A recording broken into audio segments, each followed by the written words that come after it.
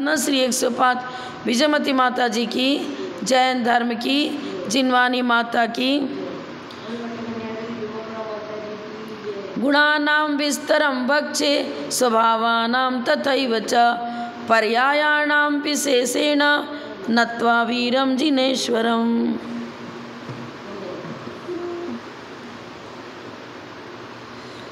Page number 185, सूत्र number 187। सामान्य गुणादयोन्वय रूपेण द्रव्यम द्रव्यम इति व्यवस्थापयतीति अन्वय द्रव्यार्थिकः।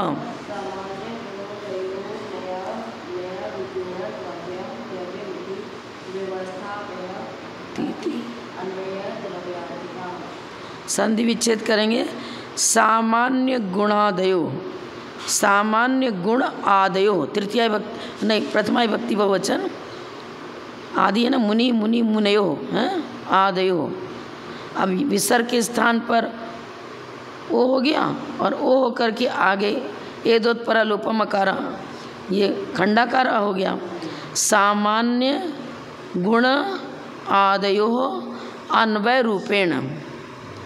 अब सामान्य गुण अनेक है ना, अस्तित्व वस्तुत्व, इसलिए आदयो लगा दिया। सामान्य गुण के साथ अन्वय रूप से यह द्रव्य है, द्रव्य है, द्रव्य द्रव्यत्व भी तो सामान्य गुण है ना, अस्तित्व वस्तुत्व प्रमेय द्रव्यत्व। तो जो नए सामान्य गुण, अब आदियों से अनेक गुण भी लेंगे और गुण पर्यायवत द्रव्यम। और मंगलाचरण में क्या बताया था? गुण पर्याय और स्वभाव। गुणानां विस्तरम वक्षे स्वभावानां तथैव च पर्यायाणां तथैव। गुण पर्याय और स्वभाव तीनों के लिया था ना मंगलाचरण में। वीरम, हाँ, नत्वा वीरम जिनेश्वरम। तो गुण पर्याय और स्वभाव ये तीनों अन्वय रूप से बने ही रहते हैं। यद्यपि क्रमवर्ती न पर्याय कहा है, लेकिन यहाँ वस्तु का स्वरूप बताया जा रहा है। जैसा कि तत्वार सूत्र में बताया था, गुण पर्याय व द्रव्यम, कोई ना कोई पर्याय रहेगी। जब भेद विवक्षा पूर्वक चर्चा करेंगे पर्यायार्थिक नय से, तो कहें पर्याय तो है लेकिन कोई एक पर्याय रहेगी। जैसे संसारी जीव तो चारों गति संबंधी सारी पर्याय एक साथ तो रहती नहीं एक ही समय में, पर कोई ना कोई तो पर्याय रहेगी। गुण पर्यायवत द्रव्यम। और जब पर्याय है और गुण है तो उसमें परिणमन भी होगा। जैसे मति ज्ञान है हमारा, मति ज्ञान ज्ञान गुण की पर्याय हुई, लेकिन उसमें परिणमन तो हो रहा है ना। अभी हम आलापति परिणत, तो मेरा मति ज्ञान श्रुत ज्ञान इस रूप परिणमन कर रहा है। कभी शांति धारा बोल रहे हैं, मंत्रोच्चारण करने में लगे हैं, उधर हमारा उपयोग लग रहा है। तो परिणमन स्वभाव माने स्वकी अपनी अपनी योग्यता अनुसार प्रत्येक ज्ञान में परिणमन होता है, और गुण में परिणमन होता है, द्रव्य में परिणमन होता है। द्रव्य कैसा है? गुण पर्याय स्वभाव, ये तीनों अन्वय रूप से द्रव्य के साथ साथ बने रहते हैं। अन्वय रूप से गुण का कभी द्रव्य से अभाव नहीं होता, और गुण है तो उस गुण की कोई ना कोई पर्याय रहेगी।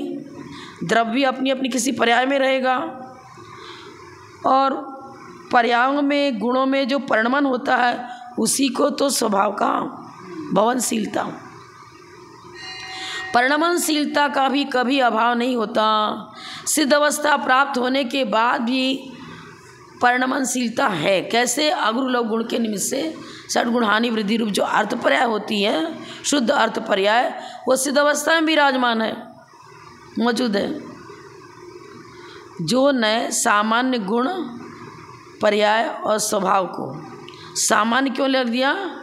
हम किसी एक पर्याय की चर्चा नहीं कर रहे हैं, कोई ना कोई पर्याय रहेगी। सामान्यतः सामान्यतः कोई ना कोई पर्याय रहेगी। सामान्यतः परिणमन भी होता ही रहेगा। स्व की स्व चतुष्टय की अपेक्षा परिणमन होगा, स्व लगा दिया ना। पर चतुष्टय की एक द्रव्य दूसरे द्रव्य रूप परिणमन करता ही नहीं है, तो उसकी अपेक्षा तो नास्ति बनता है ना। अस्थि तो स्व स्वभाव की अपेक्षा बनेगा। इस प्रकार अन्वय रूप से द्रव्य की व्यवस्था करता है वह अन्वय द्रव्यार्थिक ने। अन्वय द्रव्यार्थिक ने क्या करता है? अन्वय रूप से गुण पर्याय और स्वभावों का द्रव में बने रहना। अन्वय मैंने साथ साथ साथ साथ। कभी भी ऐसा नहीं हुआ कि पर्यायों का अत्यंत अभाव हो जाए, गुण का अत्यंत अभाव हो जाए, अर्थात परिणमनशीलता मिट जाए, नहीं मिटेगी। स्वभाव युक्त भी द्रव्य है, गुण युक्त भी क्यों लगा रहे हैं? अकेला स्वभाव युक्त नहीं है, तीनों ले लिए ना, गुण पर्याय और स्वभाव तीनों लिए, इसलिए यहाँ भी लगा रहे हैं। स्वभाव युक्त भी द्रव्य है, गुण युक्त भी द्रव्य है, पर्याय युक्त भी द्रव्य है, ऐसा कहा है। भी क्यों लगा रहे हैं? सामान्य विवक्षा दे रहे हैं यहाँ। हाँ, सामान्य में क्या लेते हैं? सामान्य विशेषात्मक वस्तु। विशेष मतलब पर्यायों की चर्चा हो गई, पर क्रमवर्ती पर्याय लेंगे। क्रमवर्ती न पर्याय अन्वयनो गुणा, ठीक है, वो चर्चा होगी। लेकिन यहाँ ये बता रहे हैं कि हम सामान्य विवक्षा जब देते हैं तो कोई भी ऐसा द्रव्य नहीं है जिसमें गुण पर्याय और स्वभाव तीनों एक साथ ना हो, रहेंगे ही रहेंगे।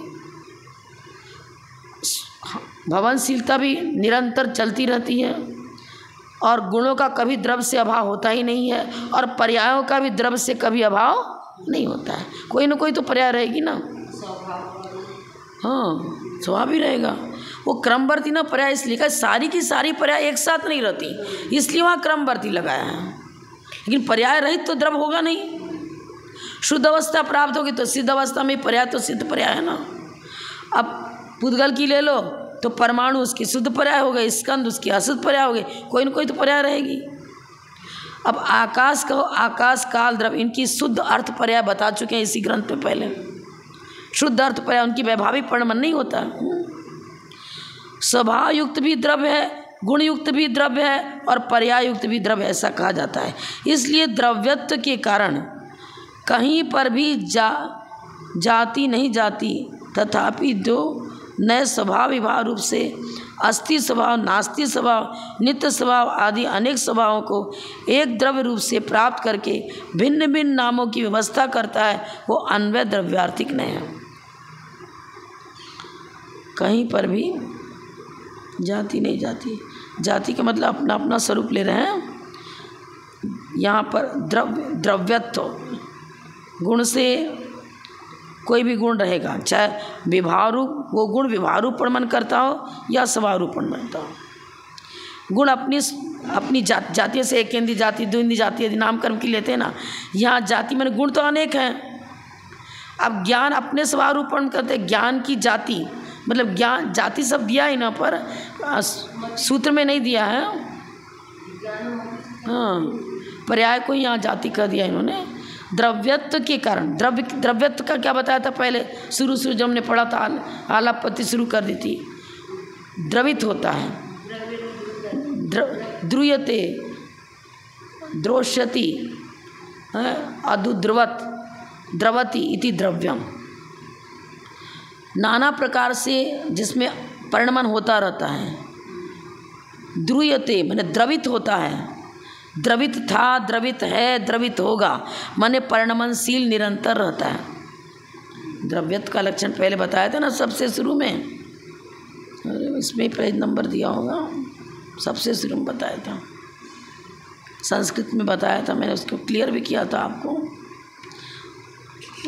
अदुद्रवत, द्रवती, देखो निज निज प्रदेश समूह, पेज नंबर 2, निज निज प्रदेश समूह रखंड वृत्तिया स्वभाव विभाव पर्यायान द्रवती, द्रोष्यति, अदुद्रवत इति द्रव्यम।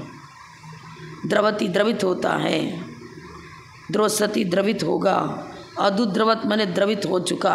अब द्रवित से क्या ले रहे हैं, ये लिख रहे हैं निज निज प्रदेश समूह अखंड वृत्तिया, आत्म प्रदेशों में ही तो परिणमन हो रहा है।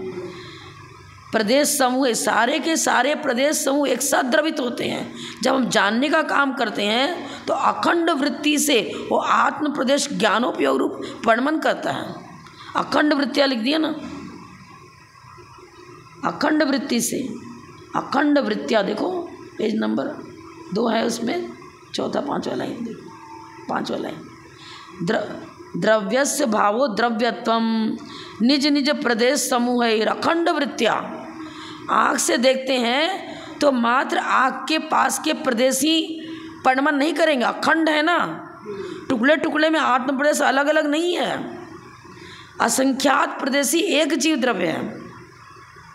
अगर अब टुकड़ा टुकड़ा रूप में अलग मान लेंगे कि आँख का प्रदेश अलग है, कान का प्रदेश अलग है, नाक का प्रदेश, तब तो जितने प्रदेश अलग अलग मानेंगे उतने जीव हो जाएंगे फिर तो। निज निज प्रदेश समय अखंड वृत्तिया स्वभाव विभाव पर्यायान द्रवती द्रोष्यति अदुद्रवत इति द्रव्यम। अब यहाँ भी यही बता रहे हैं, द्रव्य के साथ में गुण पर्याय और स्वभाव तीनों निरंतर बने रहते हैं। इसकी चर्चा कौन सा नहीं करता है? अन्वय द्रव्यार्थिक ने।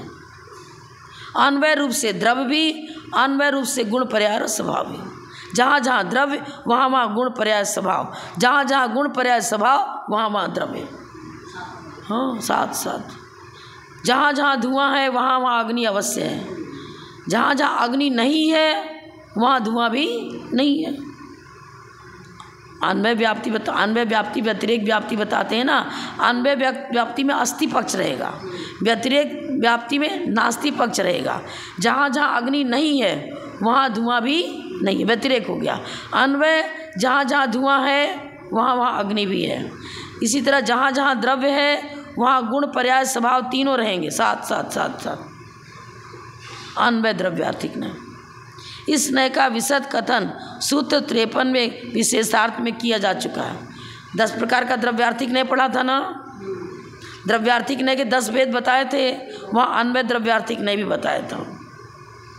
और द्रव्य किसे कहते हैं इसकी परिभाषा भी हमने आपको पढ़ के बता दी 2 नंबर पेज पर, सूत्र नंबर 9। 10 सामान्य गुण बताए थे, वहाँ द्रव्यत्वम बताया था। सद्रव्यादि ग्रहण मर्थ प्रयोजनम अस्येति सद्रव्यादि ग्राहक, सूत्र नंबर 188।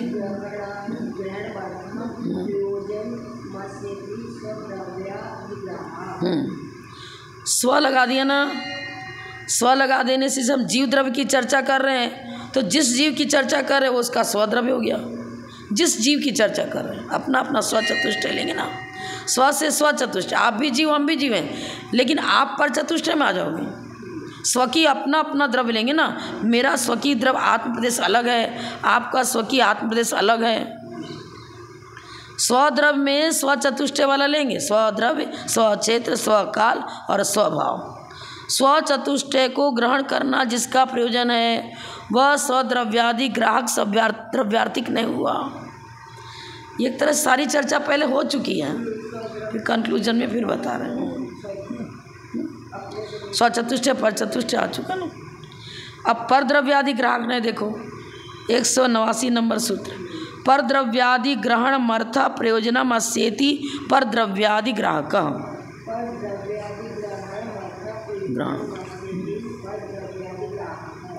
जहाँ पर द्रव्य रहेगा तो क्षेत्र भी पर, काल भी पर, स्वभाव भी पर। पर द्रव्य, पर क्षेत्र, पर काल, पर स्वभाव। पर द्रव्य माने प्रदेश भेद है, बिल्कुल भिन्न। अब निश्चय ने से चर्चा करेंगे ना कि जिस द्रव्य की चर्चा कर रहे हैं वो द्रव्य जितने स्थान को घेरता है वो उसका क्षेत्र हो गया। स्वकीय माने उसकी आत्म प्रदेशी, जैसे पुरुषाकार आकृति है, कोई पुरुष पर्याय में स्थित है जीव, तो उसका आत्म प्रदेश शरीर प्रमाण है। शरीर प्रमाण है तो पुरुषाकार आकृति आत्म प्रदेश की भी तो हो गई ना। शरीर प्रमाण आत्मा है तो फिर उसके आत्म प्रदेश भी शरीर प्रमाण हो गए, तो उसके आत्म प्रदेशों को ही परक्षेत्र कहा। और काल उसमें परिणमन हो रहा है। वर्तना लक्षण वाला काल द्रव्य है वो बाह्य निमित्त है। अगर परिणमन करने की योग्यता न होती तो काल द्रव्य में परिणमन नहीं करा सकता था। योग्यता उपादान स्वकीय है, हमारे अंदर परिणमन करने की योग्यता है, तब वो वर्तना लक्षण वाला काल द्रव्य हमें परिणमन करा पा रहा है, ये तो नहीं करा पाता।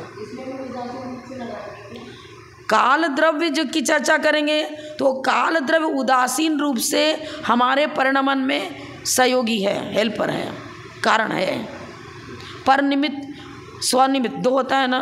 स्वनिमित्त माने हमारे अंदर परिणमन करने की योग्यता है, वो उपादान कारण हो गया। उपादान कारण निमित्त कारण दो हो गया। पर निमित्त लेंगे तो काल द्रव्य हुआ, और स्व की अपने अंदर परिणमन करने की योग्यता है उपादान कारण। कारण माने निमित्त हुआ ना, कारण को चाहे निमित्त को।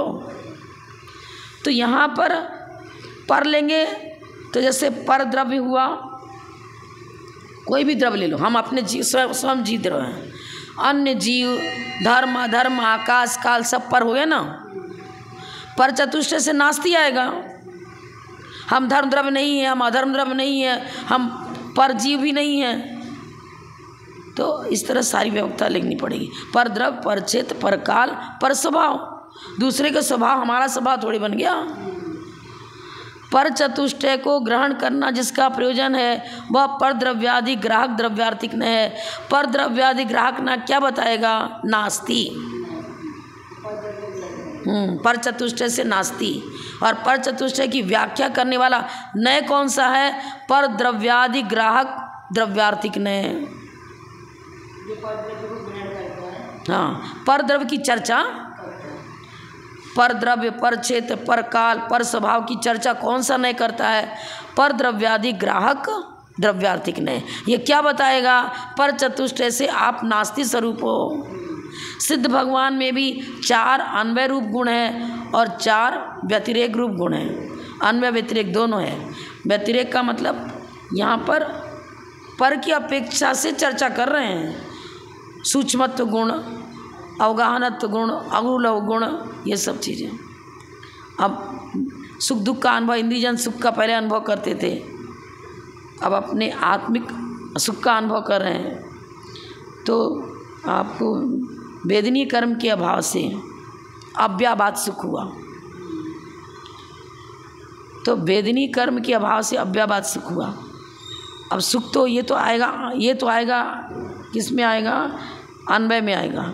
ज्ञान, दर्शन, सुख, वीर्य, 4 अनुजीवी गुण हैं। और प्रतिजीवी गुण में सूक्ष्मत्व, अवगाहनत्व, अगुलघुत्व और गोत्र का नाम कर्म के अभाव से उच्च नीच गोत्र होता था, वो अब नहीं है। नाम कर्म के अभाव सूक्ष्मत्व। अब ये नाम कर्म भी आयु कर्म के अभाव से अवगाहनत्व, आयु कर्म के अभाव से, और गोत्र कर्म के अभाव से अगुलव गुण, इस तरह से लेते हैं। वेदनी कर्म के अभाव से अव्याबाद सुख। नाम गोत्र देखो, सम्मतनाण दंसन वीरी सुमम तवे अवगहणम अगुलव मव्वा वाम 8 गुणा होती सिद्धाणम। 4 अनुजीवी हैं और 4 प्रतिजीवी हैं। तो स्वचतुष्टय जब स्वद्रव्यार्थिक नय कहेंगे ना, स्वद्रव्यादि ग्राहक नय की अपेक्षा से छायिक ज्ञान, छायिक दर्शन, छायिक सुख, छायिक वीर्य, और परद्रव्यादि ग्राहक चतुष्टय लेंगे ना, तो उसमें है तो सिद्ध भगवान का ही गुण, लेकिन उसको किस में लिया? प्रतिजीवी में लिया है। प्रतिजीवी में उनके अंदर ही मौजूद है। अब हम अपने गुणों की चर्चा कर रहे हैं कि हम धर्म द्रव्य नहीं है। हम माने मैं धर्म द्रव्य नहीं हूँ, मैं अधर्म द्रव्य नहीं हूँ। तो सूक्ष्मत्व तो पुद्गल द्रव्य की पर्याय बनती है। द्रव्य संग्रह में पढ़ा आपने, सद्दो बंदो सुमो थूलो संटान वेत्तम अच्छा है। फिर सिद्ध भगवान में कैसे घटित करेंगे? वो तो अमूर्तिक है, लेकिन सूक्ष्म नाम कर्म के उदय से जब उसको सूक्ष्म शरीर मिलता है, इंद्रिय गोचर नहीं होता है। जैसे इंद्रिय गोचर परमाणु नहीं होता है, इसी तरह से सिद्ध भगवान जो अमूर्तिक है वो भी इंद्रिय गोचर नहीं होते हैं। तो इस चर्चा को लेकर सूक्ष्मत्व कहा। आकाश का गुण है अवगाहनत्व, लेकिन जैसे आकाश अवगाहन देता है, इसी प्रकार जिस स्थान पर एक सिद्ध विराजमान है उसी स्थान पर अनेक सिद्ध विराजमान है। तो ऐसे हमने अवगाहनत्व सिद्ध कर दिया। हाँ, कर लेते हैं वहाँ, उनको रोकते ही नहीं। बादर नाम कर्म हो तब तो रोकना होवे, वहाँ तो नाम कर्म का अभाव हो गया ना। अब परम भाव ग्रहण मर्थ प्रयोजनम अस्येति परम भाव ग्राहक।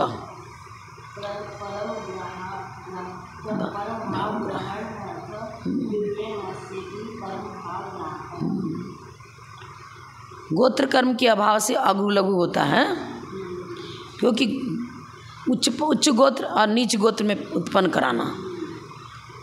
अब अगु लघु गुण हो गया, अब गोत्र कर्म हो ही ना उन्हें नीच गोत्री कहते हैं ना उच्च गोत्री कहते हैं। ऐसा वो तो अनंत अगु लघु गुण के निमित्त से षड्गुण हानि वृद्धि रूप परिणमन होता है। ऐसा परम भाव ग्राहक में कौन सा लिया था? परम पारिणामिक भाव। परम पारिणामिक भाव में कौन सा लेंगे? जीवत्व, उपयोगो जीव लक्षणम। अरे पहले चेतनत्व कहो चाहे जीवत्व कहो एक ही है। पहले परम भाव ग्राहक आपको कितने नए बताए थे? 21 बताए थे ना, जहाँ स्वभाव 21 स्वभाव बताए थे, वहाँ परम भाव ग्राहक उपनय भी बताया था। तो वही परम भाव ग्राहक यहाँ लेना पड़ेगा। ये लिख रहा है सूत्र नंबर 56, सूत्र नंबर 56 निकालने में टाइम लग जाता है, पढ़ चुके हैं वे सब अपन। सूत्र नंबर 56 कहाँ गया, हमको दिख ही नहीं रहा। परम भाव ग्राहक ज्ञान स्वरूप आत्मा, ज्ञानोपयोग हो गया ना, ज्ञान स्वरूप आत्मा ऐसा कहना परम भाव ग्राहक द्रव्यार्थिक नय का विषय है, क्योंकि इसमें जीव के अनेक स्वभाव में से ज्ञान नामक परम भाव का ही ग्रहण किया गया है। ये द्रव्यार्थिक ने के 10 भेद के उसमें परम भाव ग्राहक है, और चेतनत्व को लिया था, वहाँ भी चेतनत्व को भी लिया था, तो जीव को उसमें परम भाव ग्राहक में ही लिया था। 21 स्वभावों में जो 21 स्वभाव बताए थे ना, वहाँ पर भी परम भाव ग्राहक लिया था। वो परम भाव ग्राहक अपना अपना जिसका परम स्वभाव है, जीव द्रव्य का परम स्वभाव क्या है? ज्ञान, वही लेना पड़ेगा। एक ही चीज़ है क्या? यहाँ चूँकि द्रव्यार्थिक नय की चर्चा चल रही है ना, इसलिए 56 नंबर सूत्र लिया। स्वभाव की चर्चा चल नहीं रही है, यहाँ तो द्रव्यार्थिक नय की चर्चा चल रही है। तो द्रव्यार्थिक नय के 10 भेद में परम भाव ग्राहक द्रव्यार्थिक नय की चर्चा 56 नंबर सूत्र में करी थी, उसी की चर्चा यहाँ 190 में कर रहे हैं। इस प्रकार द्रव्यार्थिक नय की व्युत्पत्ति का कथन हुआ, समाप्त हो गया। वो भी देखना है क्या 21 परम भाव ढूंढना पड़ता है, असल मुश्किल जो है मुश्किल। पेज नंबर वगैरह याद नहीं रहते ना, मुश्किल पड़ जाती। पेज नंबर ढूंढना बहुत कठिन काम हो जाता है।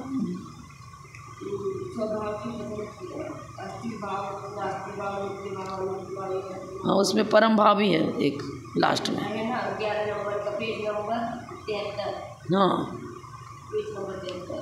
हाँ, तो उसमें ही परम भाव दिया ना। ये ना क्या अव्यय भाव, अव्यय स्वभाव, परम स्वभाव, ये 11 द्रव्य के सामान्य स्वभाव। अवेद परम भाव ग्राहक द्रव्याणाम एकादश सामान्य स्वभाव। तो परम स्वभाव है परम भाव, लेकिन यहाँ स्वभाव, यहाँ जहाँ स्वभाव की चर्चा करें वहाँ परिणमन सीता लेंगे। ज्ञान ज्ञान रूपी परिणमन करेगा, और ज्ञान जीव का परम स्वभाव है, परम स्वभाव। और यहाँ क्या बताएं? द्रव्यार्थिक नय के भी चर्चा कर रहे हैं। परम भाव ग्राहक द्रव्यार्थिक नय, द्रव्यार्थिक नय द्रव्य का कथन करना है, जिसका प्रयोजन है वो द्रव्यार्थिक नय हो गया। अब परम भाव ग्राहक द्रव्यार्थिक नय क्या बताएगा? भाई जीव का ज्ञान गुण ही तो परम भाव हुआ। अब परम भाव लिख रहे हैं ना, भवनशीलता भी साथ में लेना पड़ेगा। हाँ, परम भाव को ग्रहण करने वाला तो गुण, जीव का ज्ञान गुण ही तो परम भाव में आएगा। आपने तत्वार सूत्र में दूसरे अध्याय में औपसमिक छायको भाव मिश्र जीव सतत मौदिक पारिणामिक औचम भाव ही तो बता रहे हैं ना। वहाँ जीव के कर्मजन्य भाव अलग, शुद्ध परम पारिणामिक भाव में लिया है। जीवत्व जीवत्व लिया ना, अरे जीव भव्या भवत्वानि च, सब एक में एक समझने का विषय है। जीवत्व को पारिणामिक भाव में लिया, वही पारिणामिक भाव तो परम भाव बन रहा है।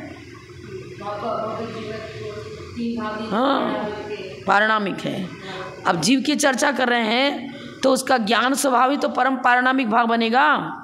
जीवत्व तो कहो चाहे ज्ञान, जीवत्व से ज्ञान गुण अलग थोड़ी हैं।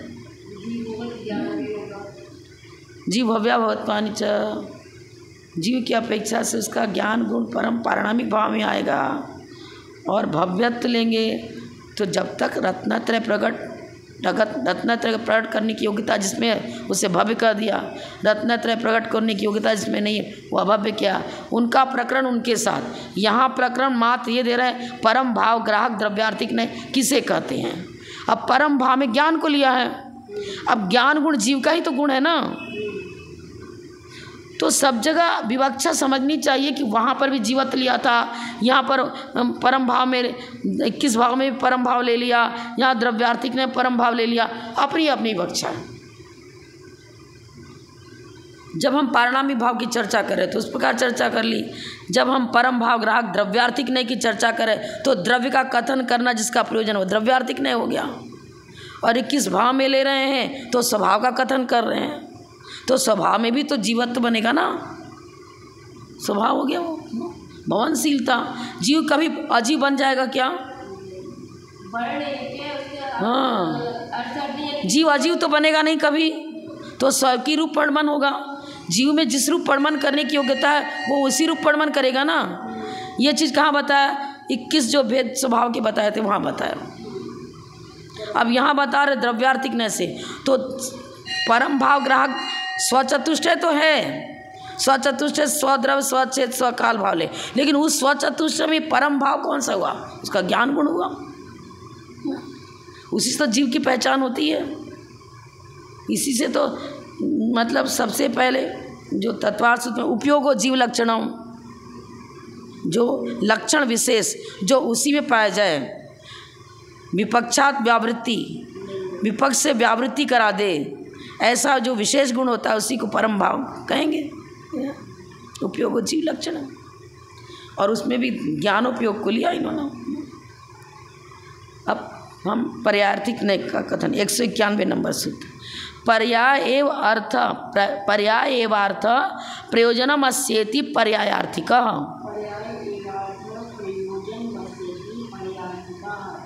पर्याय का कथन करना ही जिसका प्रयोजन है उसे पर्यायार्थिक नहीं कहते हैं। मोटा मोटी परिभाषा तो यही है।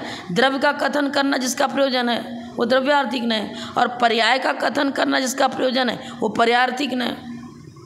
ये चीज़ सूत्र 41 के विशेषार्थ में इसका विशेष कथन हो चुका।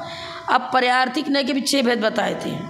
अब उसकी तो क्रम से अनादि नित्य फिर सादि नित्य 6 बताए थे ना, उन 6 की चर्चा यहाँ फिर से करो। हाँ, अब इस कौन बता दिया, अब उसके भेद बता रहे हैं। अनादि नित्य पर्याय एव अर्थ प्रयोजनम अस्येति अनादि नित्य पर्यायार्थिक।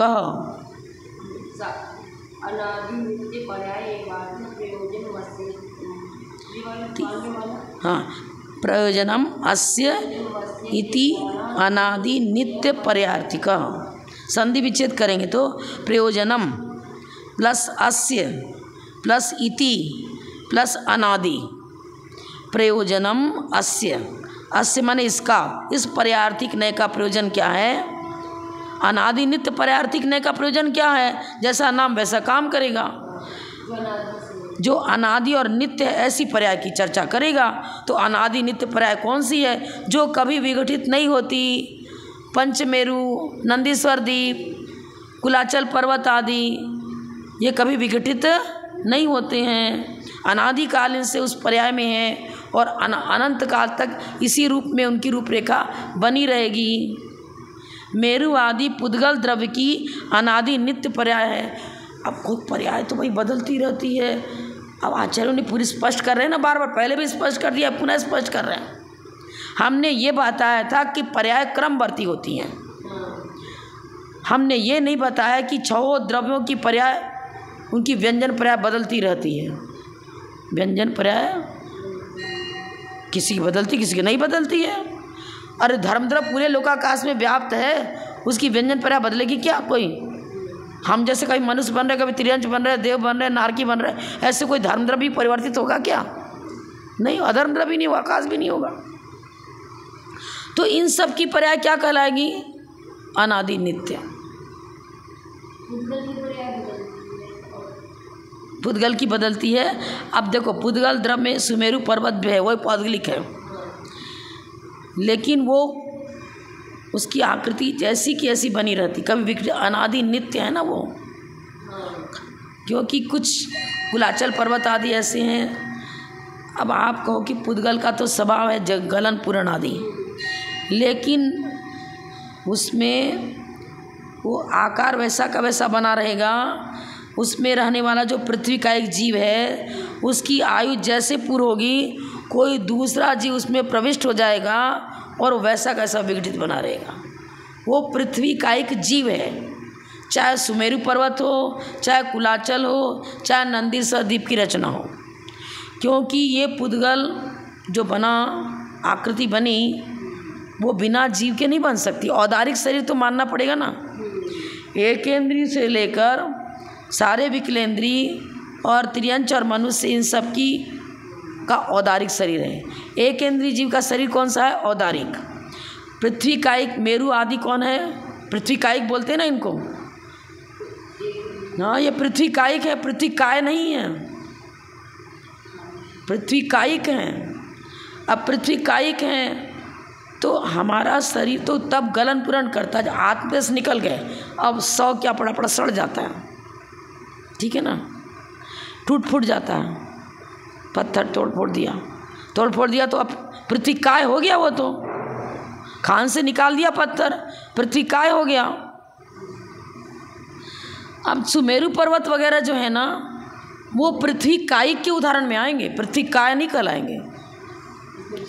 हाँ, जब तक जीव है, जब तक मेरे आंत प्रेस है, मेरा ढांचा ऐसा कैसा बना है ना।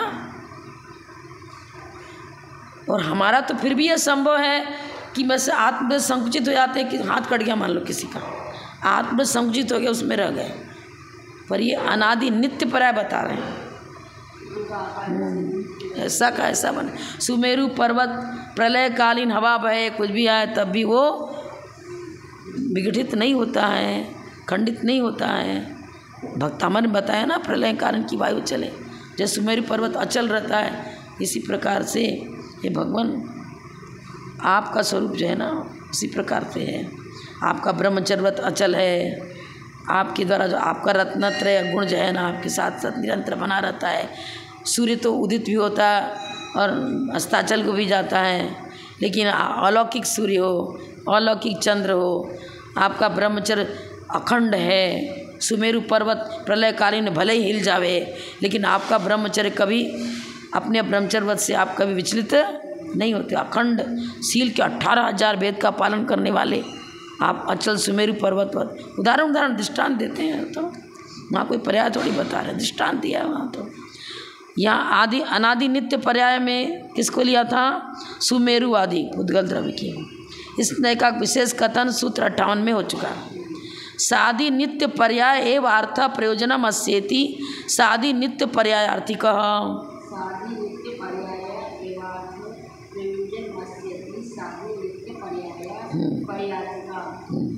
व्यंजन पर्याय की चर्चा चल रही है ना। व्यंजन माने आकृति।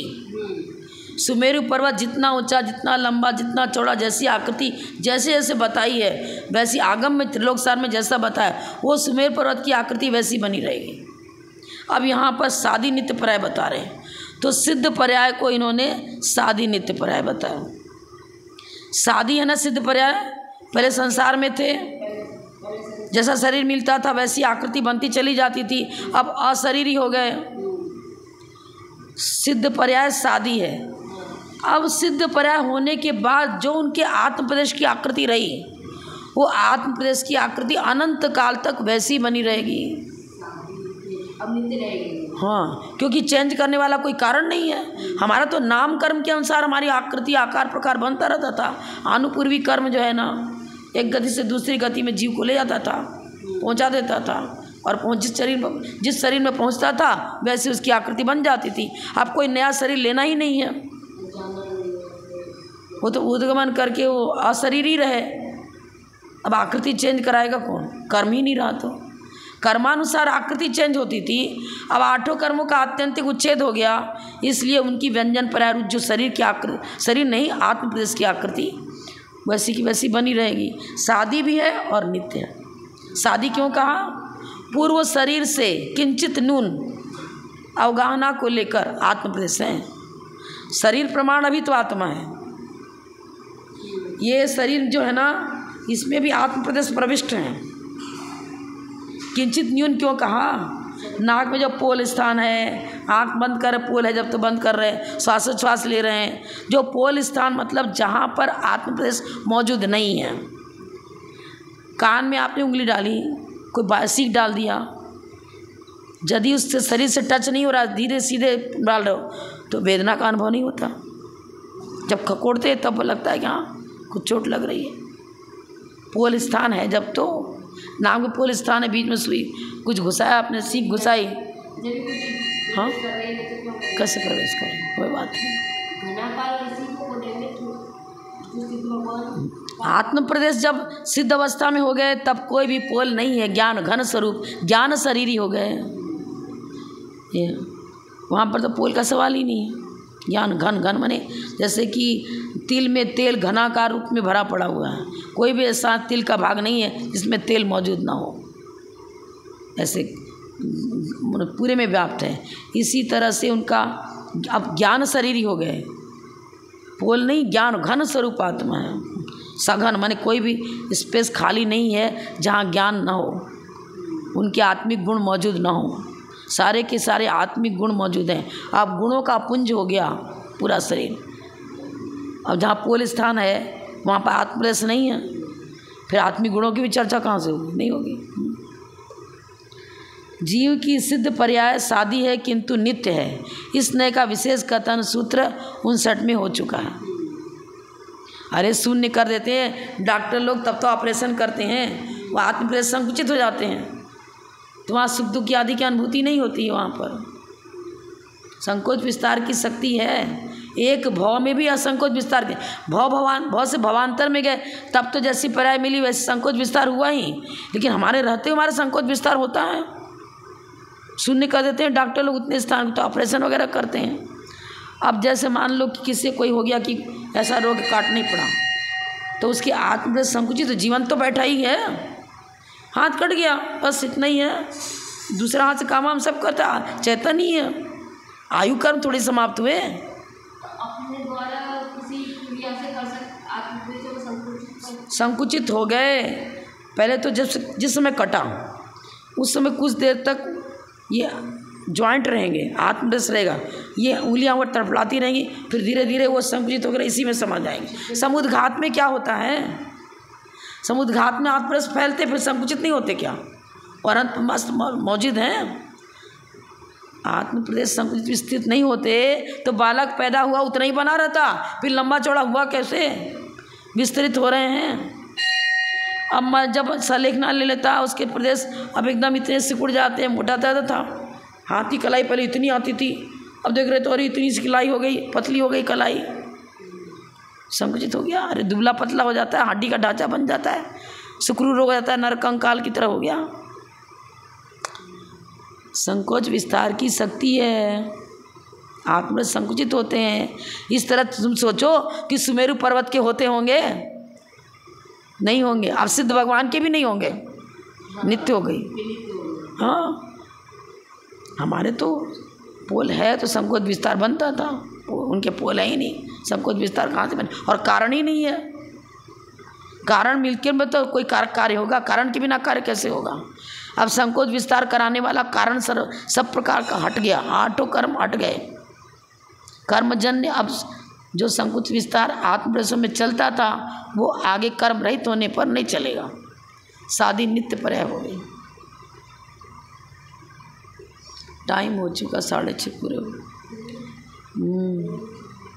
क्योंकि अब 6 हो भी नहीं पाएगा, 2 ही हुआ तो 4 बाकी। कीजिए।